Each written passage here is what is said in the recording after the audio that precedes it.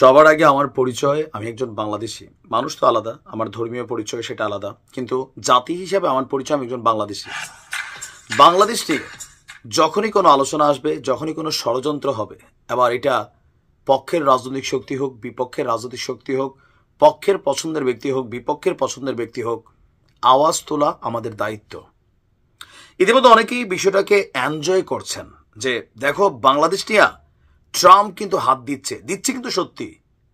আমি বলছিলাম যে কয়েকদিন আগে একটা ভিডিও দিয়েছিলাম যে মার্কিন স্টেট পার্লামেন্টে আপনার কংগ্রেসে বাংলাদেশের সংখ্যালঘু ইস্যু নিয়ে একটা শুনানি হবে সম্ভবত এই মার্চ মাসের কোনো এক তারিখে।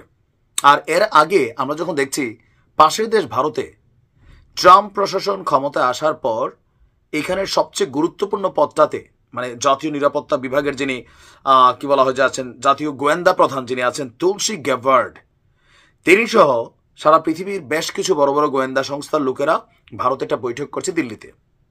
নরেন্দ্র মোদীর সাথে সেখানে আলোচনা হচ্ছে। আলোচনার বিষয়বস্তু আমরা জানি না, তবে যখন হুট করে এই তুলসী গ্যাবার্ডের মুখে বাংলাদেশ ইস্যুতে কিছু কথা শুনলাম, আমি এটাকে সাপোর্ট করতে পারলাম না, তীব্র নিন্দা জানাচ্ছি। কজ এরা বাংলাদেশের মধ্যে বিভাজন করতে চায়। আমি আমার ব্যক্তিগত এরিয়াতে দেখছি, আপনি আপনার ব্যক্তিগত এরিয়াতে দেখেন। আমার এলাকায় যে সংখ্যালঘুরা বসবাস করে তাদের সাথে কারোর কোনো ভেজাল নাই। তারা তাদের পূজা পার্বণ করছে, আমরা আমাদের ধর্মীয় অনুষ্ঠানগুলো করছি। যদি কখনো কারোর সাথে ভেজাল হয়, হয়তো ব্যবসা করতে গিয়া কথা কাটাকাটি হয়েছে, লেনদেনে কথা কাটাকাটি হয়েছে, জায়গা জমি নিয়ে আমাদের মধ্যে তো হয়, তাই না? মুসলিমদের মধ্যে হয়, এরকম হয়েছে। হ্যাঁ, পলিটিক্যালি যখন সরকারের প্রেক্ষাপট পরিবর্তন হয় তখন আমরা দেখছি গণহারে, ধরেন এই মুহূর্তে আওয়ামী লীগ যারা করছে, এই মুহূর্তে সারা বাংলাদেশে আওয়ামী লীগের 95% তো মুসলিমই ছিল, দৌড়ের উপর আছে না, দেশ ছাড়ছে না। শেখ হাসিনা তো দেশ ছাড়ছেন, বাকিরা দৌড়ের উপরে। সো যারা আওয়ামী লীগের রাজনীতির সাথে ওতপ্রোতভাবে হিন্দুরা জড়িত ছিল তারাও দৌড়ের উপরে। এখন এই বিষয়গুলোকে নিয়ে আওয়ামী লীগের বাড়িঘরে ভাঙচুর হয়েছে না, হয়েছে কিনা? মব জাস্টিস হয়েছে কিনা? হয়েছে। তো অনেক জায়গায় হিন্দুদের সাথেও হয়েছে বিকজ অফ পলিটিক্যাল ইস্যু। এর বাহিরে আরও টুকিটাকি ঘটনা হয়তো বা ঘটে, কিন্তু সেটা নিয়ে একজন বাংলাদেশি হিসাবে সাধারণ বাংলাদেশের মানুষ বরাবরই প্রতিবাদ করে এসেছে। এই বিষয়গুলো নিয়ে যখন আমেরিকা খেলতে চায়, যখন মানে উন্নত রাষ্ট্রগুলো খেলতে চায়, এগুলোর পক্ষে অবস্থান কোনোভাবেই আপনি যেই দলই করতে পারেন এটা মানার কোনো সুযোগ নেই। কারণ দিন শেষে বাংলাদেশ ক্ষতিগ্রস্ত হলে আপনি আপনার পরিবার ক্ষতিগ্রস্ত হবেন, এটা মাথায় রাখেন।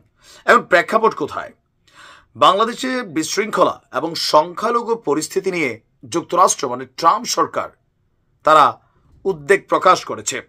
আর এসব নিয়ে ট্রাম্পের নতুন প্রশাসন বাংলাদেশ সরকারের সাথে মানে অন্তর্বর্তী সরকার ইউনূস সরকারের সাথে আলোচনা শুরু করবে এমন এক বক্তব্য দিয়েছেন ভারতীয় সংবাদ মাধ্যম এনডিটিভিকে মার্কিন যিনি গোয়েন্দা প্রধান আছেন তুলসী গ্যাবার্ড।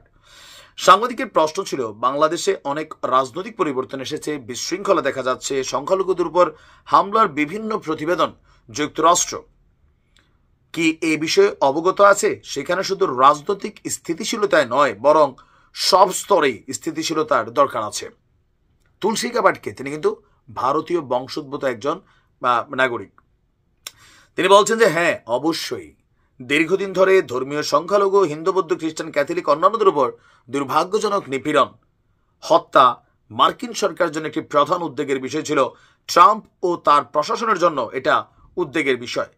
ট্রাম্পের নতুন প্রশাসনের সঙ্গে বাংলাদেশ সরকারের আলোচনারও ইঙ্গিত দিয়েছেন তিনি বলছেন নতুন মন্ত্রিসভা এবং বাংলাদেশ সরকারের মধ্যে আলোচনা শুরু হচ্ছে। এই যে তুলসী গ্যাবার্ড ভারতে আসছেন, এই মুহূর্তে ভারতে হোলির প্রোগ্রাম চলছে। উত্তরপ্রদেশের বেশ কয়েকটি মসজিদে আপনার পলিথিন দিয়ে ঘেরাও করা হয়েছে। আপনি স্ট্যাটিস্টিক্স দেখেন, যদি সংখ্যালঘুদের ইস্যুটা আসে, ভারতে বসবাসকারী মুসলিমরা কোন লেভেলে আছেন। খোদ ভারতের সাবেক মার্কিন যুক্তরাষ্ট্রের সাবেক যিনি প্রেসিডেন্ট আছেন বারাক ওবামা, তিনি কিন্তু বলছিলেন যে ভারত ভেঙে যাবে সংখ্যালঘু ইস্যুতে, ইভেন বিভিন্ন ধর্মীয় ইস্যুতে। বাংলাদেশে হয়তোবা হাজারের মতো দুই একটা ঘটনা ঘটে।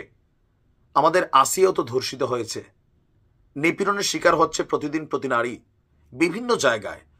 কখনো কালে ভদ্রে যদি কোথাও কোনো আমাদের অন্য ধর্মের মানুষরা এই ঘটনাগুলোর শিকার হয়, ভারতীয় গণমাধ্যম তাদের পাঁচাটা যে মিডিয়াগুলো আছে, ইন্টারন্যাশনাল শক্তি আছে, সেগুলোকে প্রকাশ করে।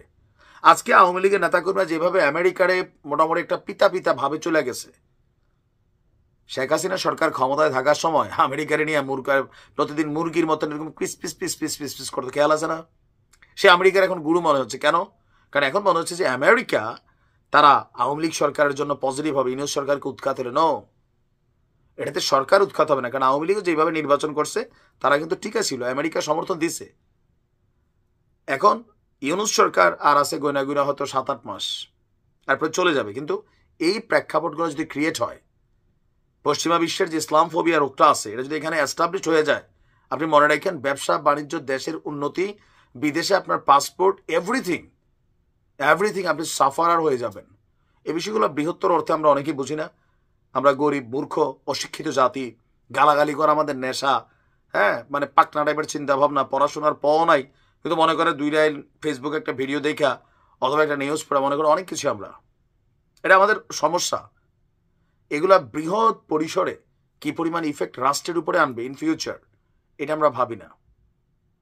আমি প্রতিবাদ জানাচ্ছি তুলসী গ্যাবার্ডের এমন ধরনের বক্তব্যকে কেন্দ্র করে। দিন শেষে ভাই হৃদয়ে বাংলাদেশ আগে, বুঝছেন? এরপরে অন্য কিছু। ভালো থাকেন।